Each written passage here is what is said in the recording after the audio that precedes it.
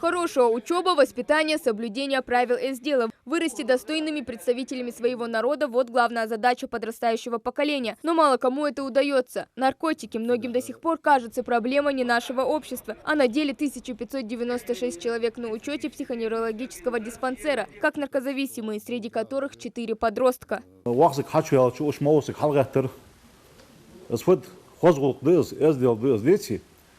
Так, цахаман цани, цахама дакита усагу, цунцер из дел дадуал, из гулук дадуал, онахшул дадуал, ях даюал, сык халцунах, ишина халцосык, иши тейпан халцо, икаман халцо. Согласно независимому рейтингу по наркотической трезвости, Ингушетия на 27-м месте. Единственный способ уберечь себя от наркотиков – не пробовать. Предостеречься от пагубной зависимости школьников призывают сотрудники Кантышевской и Далаковской администрации, религиозные деятели. Пропаганда выявления и пресечения – вот главная цель встречи со школьниками. Решили провести мероприятие, видим, что творится с нашей молодежью. Пригласили сюда старшеклассников в школу. Если из этого всего, что мы делаем, что-нибудь, хотя бы 1, 2 или 3 человека примут во внимание и откажутся от этих плохих намерений, я думаю, что мы свою работу выполнили, свое дело сделали. Лирика, марихуана и героин. Именно эти препараты на первом месте среди употребляемых наркотических веществ в регионе. На сегодняшний день из состоящихся на учете 237 заядлые наркоманы и 1359 потребителей от ситуации к ситуации. За прошлый 2020 год на учет поставлено 167 человек. И это больше, чем в 2019 году, на 28 человек у нас поставлено на учет.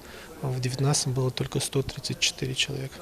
Юношеский максимализм, жажда полной свободы, неуверенность в себе. В качестве слушателей те, кто только встал на путь становления личности. Но каждый их шаг уже нельзя оправдать беззаботностью или детской непосредственностью. Однако ребята осознают, что хорошо, а что плохо.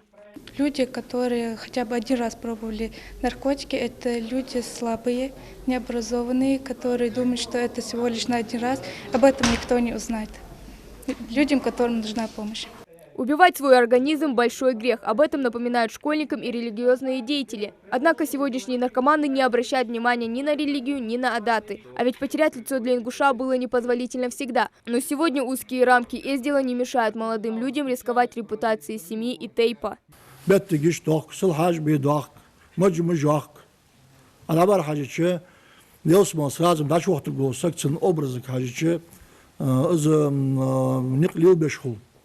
То есть, что аллор футиаче, цай изгоиш бацужвейники, цай юхтатач нахал бацуже, эздич нахал, дикич нех, центр хулвейнис хам жнах.